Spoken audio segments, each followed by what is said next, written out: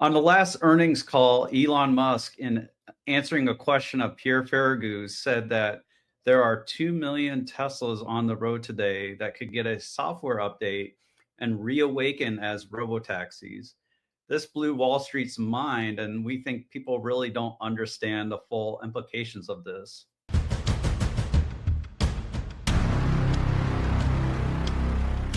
It's definitely true that people don't understand the full implications of this. Some of you might remember a couple months ago on the BG2 pod, Bill Gurley and Brad Gerstner were talking about Tesla's robotaxi economics, and if they figure it out, then what their margins might look like. And they started from the financial setup of Uber, basically taking Uber's unit economics and kind of assuming Tesla's a little bit better and transferring those economics over to a model that wasn't really that impressive as they were describing it.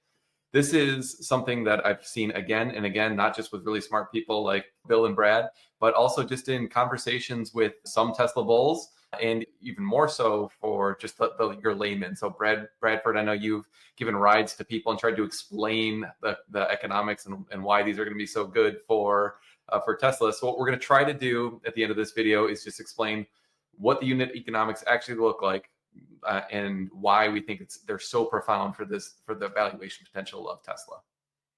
So for this work, we worked with some experts. James Dalma's done a ton of research on this. We had a call with him and picked his brain. Also, numerous conversations with Lord Flacco on X as well. And what Lord Flacco pointed us to, because he worked in rideshare, was that Uber did a study back in 2021, and they tested out what the demand was at $2 a share or $2 a mile, and what the demand was at $1 a mile. And what they found was that demand was 25 times higher at $1 a mile for rideshare. Like, that's just insane. Like, more than 10 times higher.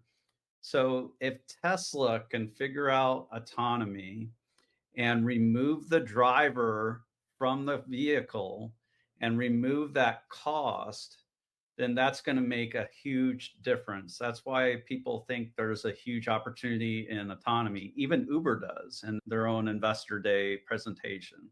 So a lot of demand is in rideshare, and it's people who are using rideshare to get to and from work, to get to and from school. They're not supposed to do that, but it happens. People who don't have enough vehicles in their household. So when we're talking about robotaxi, at first, it's really not even going to be about replacing cars. There's a huge demand for transportation that is not being met because it's too expensive. So we're going to get into it.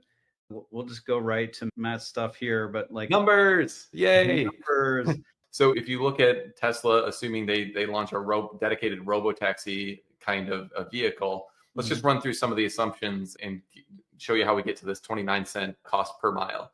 So assuming only 345,000 miles is the lifetime useful life of the vehicle, Elon has talked about 1 million miles many times in the past, and we have heard from some operators, even of older Model S's, that they'll go well over 500,000, close to 1 million miles just on that old powertrain. So I think this could be a reasonably conservative assumption, but just to be reasonable about it, we'll assume that you don't get the benefit of a 1 million mile kind of powertrain. And also important to keep in mind that not all of these miles are going to be miles driven by the passenger, or said another way, paid for by the passenger. So only a portion of these miles will actually be billable. But assuming Tesla gets the manufacturing cost down with this new Gen 3 platform down to $20,000 or so, they're reasonably close to that right now. And then assuming that over the course of this 345,000 mile lifetime, there's $20,000 of maintenance costs, I think tires and I guess windshield washer fluid, that's the common one for Tesla owners. But there will be some maintenance that comes up when you're driving a car over that many miles. So basically assuming the entire purchase price of the cost gets plowed in via maintenance over the lifetime of the vehicle. So $40,000 of cost all in, and if you divide that by the 345,000, you get a 12-cent per mile kind of cost. That's the capital cost of the actual rides that this vehicle is going to be providing. Insurance costs, this I think is probably one of our more conservative assumptions. So this equates to, if you're riding 75,000 miles a year, $7,500 of insurance cost.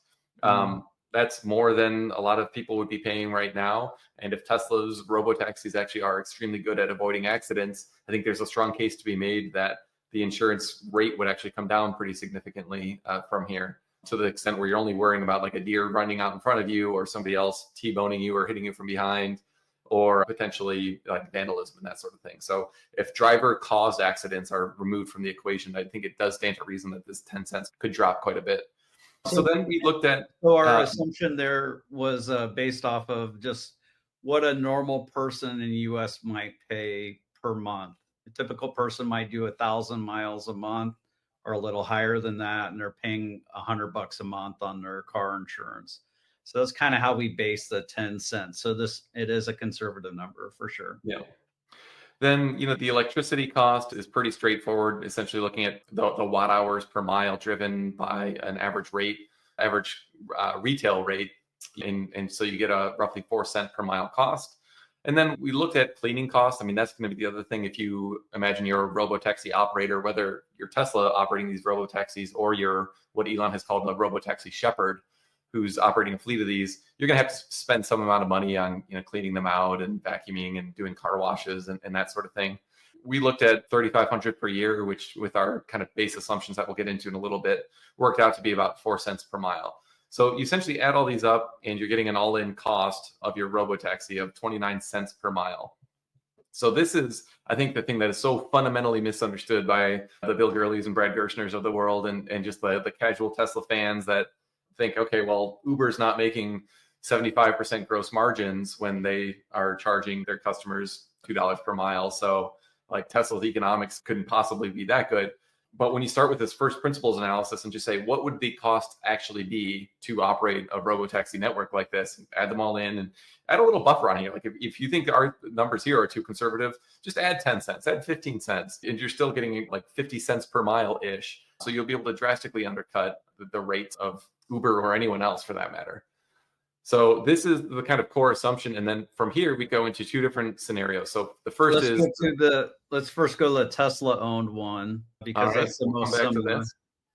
Yeah. So Tesla owned one as a fleet. So this is a Tesla owned fleet, we're assuming, of just 100,000 units. The point here is not that Tesla will only own 100,000 units, but just to give an idea of, okay, for every 100,000 vehicles that they add to the fleet, what's the margin potential? This is especially true in the short term, because we do think that as more and more vehicles are added to the fleet, there's going to be some price pressure to bring that cost down.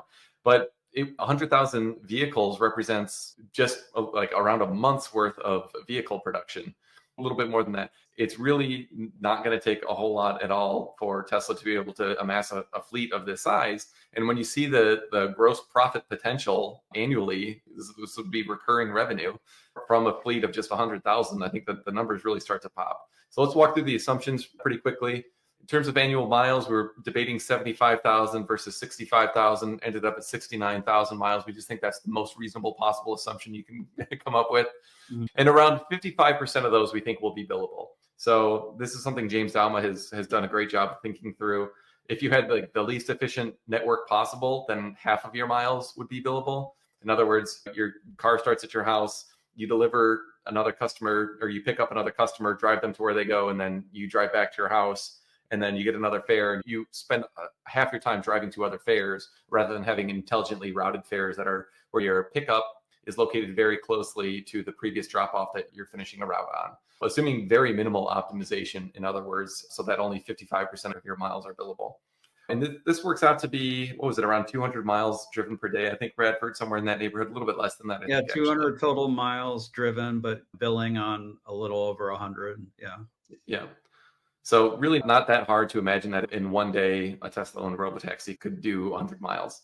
So that gets to 38,000 billable miles, and at a price of $2 per mile, you get to $7.6 billion annually. Then just backing out the costs by applying the 69,000 times the cost per mile that we showed before, then you get $5.5 billion of gross profit, or kind of contribution margin towards Tesla's operating income. So really meaningful impact to be able to do 5.5 billion just on a fleet count of 100,000 units. So that's something that could be done pretty quickly, assuming Tesla actually finishes the technology to launch this robotaxi network in the next couple of years. It's really not a stretch at all to think that in the short term, they could add an amount of revenue that's roughly equivalent to this. Yeah, and the upfront cost on 100,000 is basically 2 billion. Happens to be about the same as like the how much the miles cost you throughout the year. So Tesla has plenty of cash to do that, and they wouldn't just stop at 100,000. Eventually, what would happen with prices is prices would come down over time from $2 a mile toward $1 a mile. Potentially, Uber is saying that there's a huge amount of demand at $1 a mile. So it may stay there for a bit. So Tesla may go above a million or more, even at $1 a mile. But the story doesn't end there. And Tesla has shown they're a hardcore manufacturer. They're about to unveil this model where they show us what that robotaxi looks like. We'll see what else we find out on 1010, maybe more about the app or something like that on the robotaxi day on October 10th. And curious if we find out about other models, but excited for that. Matt, do you want to talk a little bit about 1010 briefly? Yeah, so we don't know exactly what they're going to unveil. Obviously, the cyber robotaxi, I guess, is clearly going to be one of them. It seems like there's a decent chance they'll unveil a cyber van of some sort also. But I think the biggest unveil that might be flying under the radar a little bit is a release of the Tesla Network app. This is something we've talked briefly about before, but I think it's worth kind of brushing back to the surface a little bit. If Tesla is going to launch a robotaxi network, like solving autonomy is definitely the hardest part for sure. And that's what they've spent the last decade really trying to solve. And it's been a really painful grind. But even though that's the hardest part, that's not the only part that you need. And so the actual app and getting users to be using the app and frankly, getting Tesla owners to be willing to put their cars into the app is another important piece. So I think we are going to see a launch of the actual Tesla Network app, even if it is just with like owner driven rides where there's an actual owner in the driver's seat developing the rides. This is just going to help them to de-risk the technology a little bit and the app. And you want to start, you can't just drop 100,000 or a million robotaxis into a brand new app that just launched on the App Store and just think you're going to have that many riders show up on day one. So I think they're going to need to do a bit of work trying to get ridership to actually go into the Tesla network. This is an ecosystem that they're going to own and build out. It's really important to start building those network effects as soon as possible. And then there's just like little quirks and stuff. Like we were talking to one of our clients who drives for Uber, and he's saying, if you are dropping off at the airport, you want to know, okay, are you flying Delta or are you flying United? Because you've got to go to a different gate. Like Tesla's got to start building out all that sort of logic and not just relying on a consumer to exactly pinpoint where that's going to be. None of that is really that challenging, but it's just work that has to get done that we haven't seen anything so far from Tesla other than a few like screen renders. So in my sense, if let's just say aggressively or realistically, I'm not sure where you might fall in this, Bradford, but let's say they intend to launch the Robotaxi network in like 1 year. I think there's probably a year's worth of work in like building out the app and like figuring out some of these quirks of where to drop off at an airport, and then more importantly, just trying to build those network effects of getting users like downloading the app and actually playing around with it and using it next time they travel. I think that's going to be a really important piece that they launch. And if they do that, then I think there's this whole narrative of, okay, even if you're skeptical of robotaxis, like you need to start building in some revenue assumptions for the Tesla network.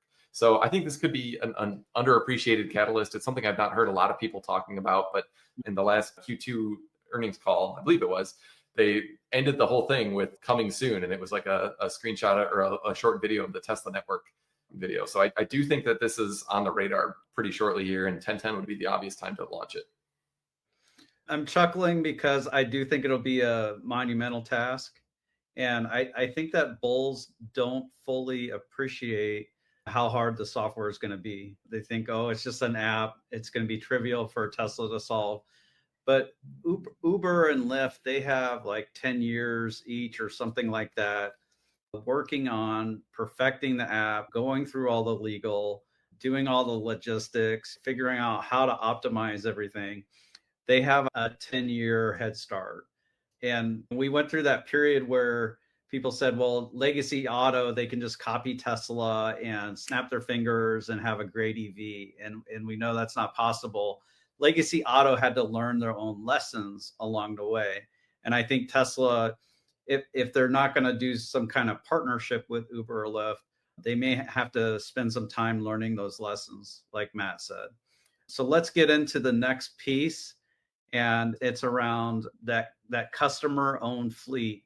So this is the Model S, the Model 3, the X, and the Y, the 2 million that are currently in the US right now, growing towards 3 million over the next a year and a half or so. And this is when Tesla owners can decide, okay, if Tesla's going to charge $2 a mile, they're going to give me a $1.40 a mile for running my car in the fleet. That's substantial. That's meaningful. Most people aren't Teslanaires and can just thumb their nose at this big revenue opportunity. People are going to be interested in that.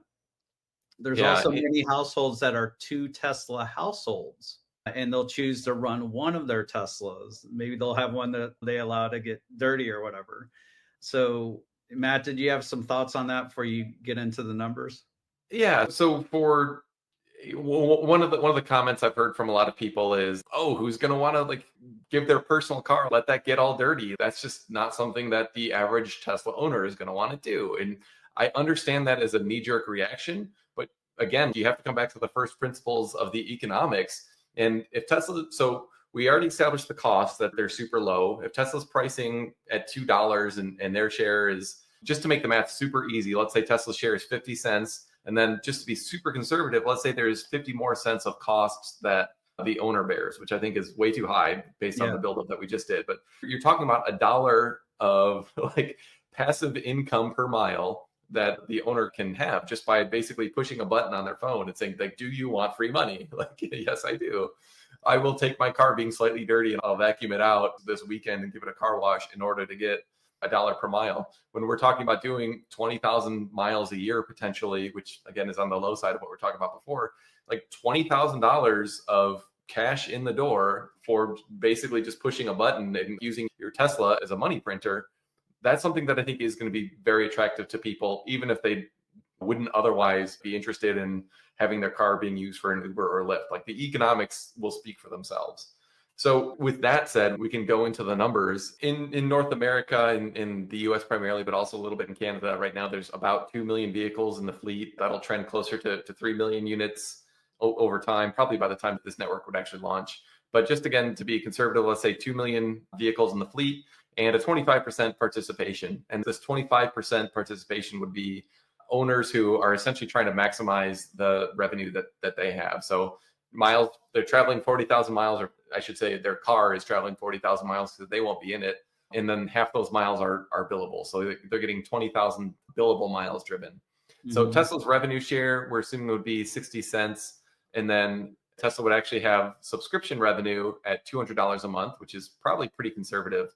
But for people who, we know that the overall take rate is much lower than 25% right now. So for people who want to unlock this value stream of their car, they need to be paying Tesla something. We think the $99 a month Tesla's charging right now is way too low. They could probably be charging $400, $500 a month. But just to, again, not to be too aggressive, we're assuming $200 a month. Mm-hmm. And so that equates to $1.2 billion on the 500,000 vehicles that we're assuming would be participating in the program here. So they would get per year. Yeah, this is per year. And again, probably worth repeating that this would be in the earlier years when pricing could be at $2 per mile, but over time, as participation, as the fleet size grows, pricing would come down. But nonetheless, like the Tesla's revenue here would be $12 billion between their revenue share and the FSD subscriptions that they'd be getting. Back out $2 billion if they end up taking the insurance cost and they kind of balance sheet that risk themselves, then you're left with $10 billion of gross profit annually, which is just pretty wild compared to where they are today. And this would be additive to the Tesla owned $5.5 billion. So you add these two figures together, you could be talking 16 billion of contribution margin or gross profit in the next like year, 2 years, whatever your time frame is that you think is reasonable. This is kind of like the early stage of the robotaxi adoption that we're modeling out here. And as time goes on, we've modeled this out too in a separate video. I think it would make sense to go over this in more detail. As the price comes down, the margins compress, but your revenue growth increases despite that, and your gross profit increases despite that. In Bradford, you were talking about the elasticity of demand. As you go down to $1 per mile, it stands to reason that you could have 20x, 25x the TAM that Uber's enjoying today.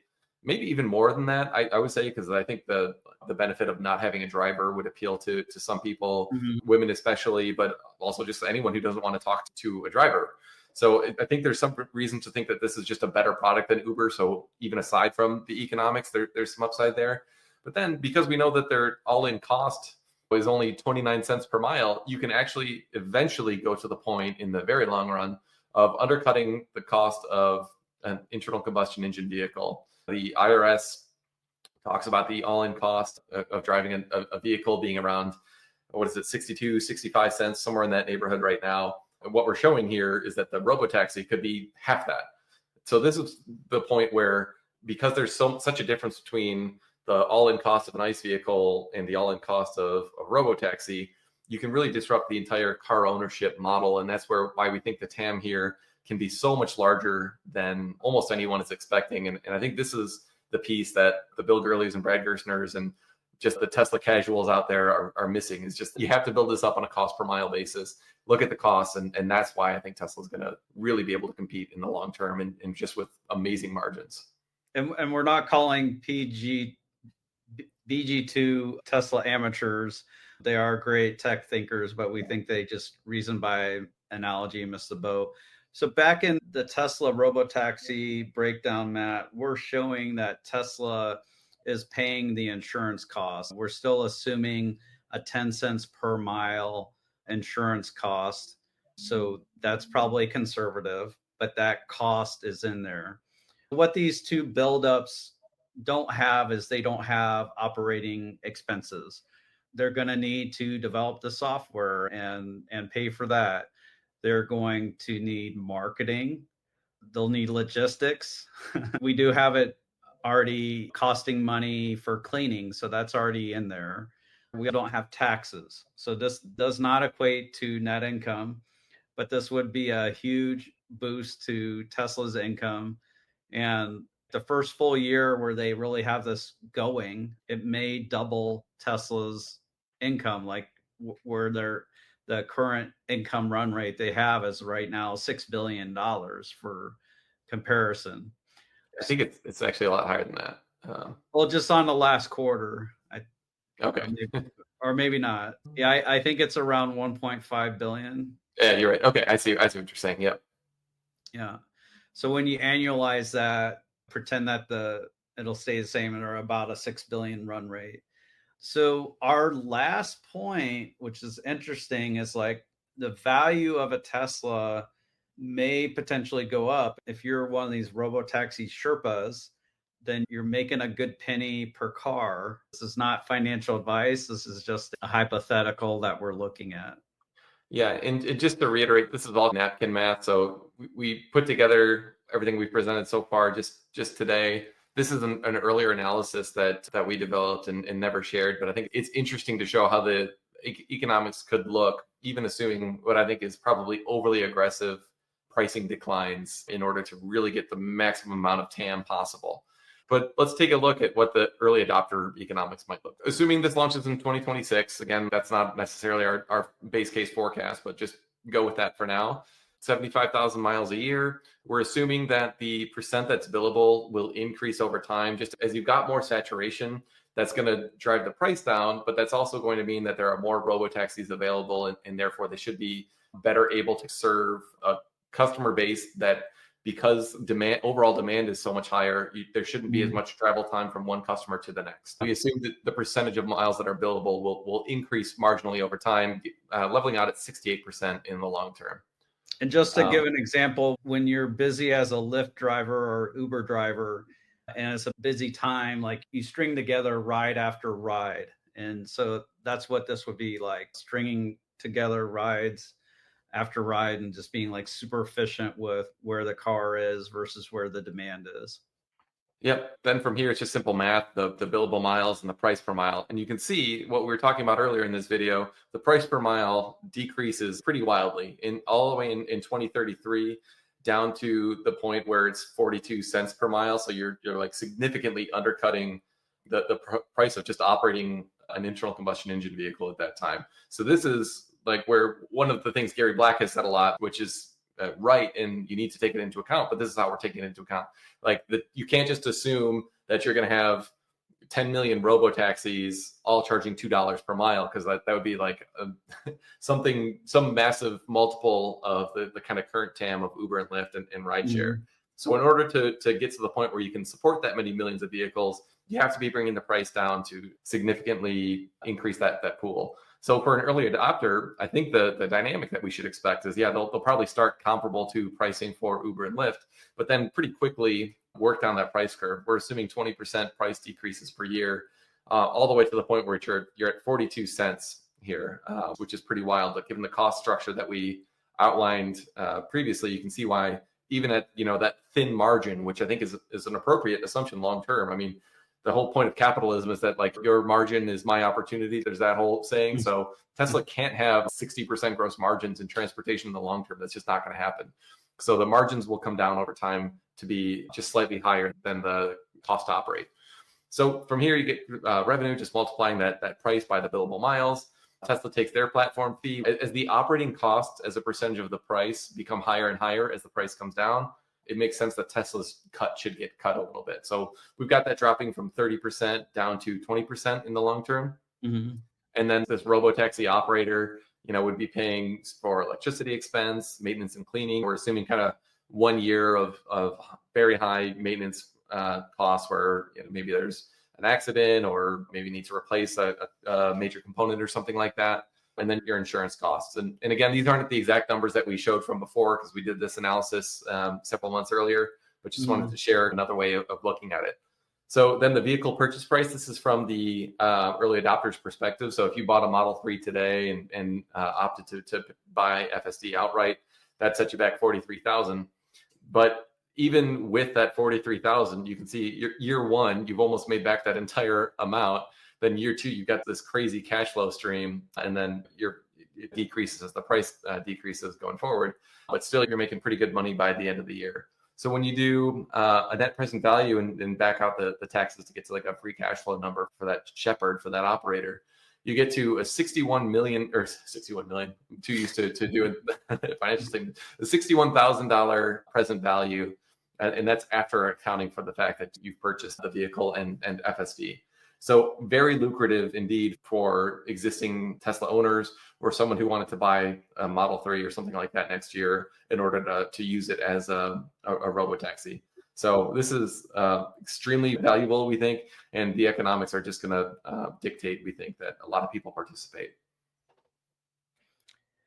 Yeah, where I would push back is that dollar a mile. I think there's going to be potentially just a ton of demand at $1 a mile, and it may take longer for that. You don't need to change anything, Matt. Well, I'm kind of curious, actually. Like it may take longer for that amount to change, to go down past $1 a mile. Matt's already made that adjustment, and it doesn't make a huge difference, but it is pretty meaningful. Like 70 grand versus 85 grand. That's pretty meaningful. What I think is actually more meaningful is thinking about the long-term opportunity for Tesla. And the reason that I went so aggressive on this pricing when I initially did it was just to see, can you even make any money when you're undercutting ICE pricing by so much? And so what you can see down here is even at 42 cents a mile with these assumptions, you're still making $4,400 a year just by putting your car in the fleet. And so that's, as kind of a stress test, I actually agree with you. But when we're modeling, I'd rather assume something conservative in the long term so that we're not assuming that the margins are much higher than they might be and we're getting some massive increase in the value. And so I have another thing here, which I wasn't going to show, but I might as well, since we brought up that point, which is, let's fast forward to 2033 when there is saturation. Hang on 1 second. All so right. An additional punchline here is Tesla could charge more for their car and or FSD package for sure. and it would still make sense for someone to buy a Tesla and run it in Robotaxi network. So we might see a return to better margins in the automobile business as well. Yeah, that's actually a really great point. I and some others have posited that like Tesla might charge $25,000 to purchase FSD, and it's like that sounds crazy for software. But when you do that, it's like, okay, well, your NPV is still $45,000. Finance theory would tell you that if you're Tesla, you should not allow somebody to be getting this much of the value from your product. So like if Tesla was pricing this perfectly and all these numbers were exactly right, then essentially what they should be charging, and this is hilarious, I did not intend for it to be this number. Oh, it's not quite right because of taxes. Okay, but technically they could be charging 69,000 just for the software, and it would still marginally make sense for somebody to buy this vehicle and pay for FSD even at those prices because the economics are just so strong. And they would still earn an 8% rate of return. Exactly. Yeah. So they spend a little over $100,000, but they're getting an 8% return on that, which is obviously better than you're going to get in treasuries or something like that. You know, maybe that's not high enough. Maybe you could argue for 10% or something like that. But I think the point is like, first of all, people would be financing this. So it would be something of like a weighted average cost of capital. But the point is there's so much headroom here for Tesla to potentially value capture. And when we talk about the Tesla owned fleet, that would obviously be very capital intensive. But one way they could really fund that is if they really significantly increase the FSD purchase price to something a lot higher than the 8,000 they're charging right now. Because then as Tesla's really growing this business, of course, these cars are like extremely profitable and cash flow generating, but it still costs a lot to be ramping up this business. So if Tesla were to charge the equivalent of the cost to build a car, just as the FSD purchase price, then essentially for every car they sold, they could subsidize building one that they own themselves, which is kind of a funny way to think about it. So we have another video where we looked at an Optimus robot scenario where once Tesla begins to ramp Optimus and gets really serious about producing them, doing the work of a factory worker in their own factories, then taking the Optimus and putting it in their suppliers' factories and selling it to other manufacturers. We look at that scenario and we look at what that might mean as far as value to the business. So check out the link that we're putting up on screen right now. Again, when you're looking at the 100,000 Tesla-owned robotaxis, that's per 100,000, what that potential gross profit is at $2 a mile. Granted, it will come down over time. But then also for the customer-owned fleet, we're looking at potential 25% participation. We think it'll be juicy enough for people to do it and think twice about dirtying up their cars. And I think over time, that participation will actually get higher because those cars, as we showed you, may be worth much more than what they're selling for today. So that would cause potentially the price of Teslas to go up. So then they would start to change hands into people who want to run them as robotaxis. We think this is pretty exciting. We're curious to see when this happens and what happens on 10/10. This is not investment advice or financial advice. Bye for now. Take care. Bye.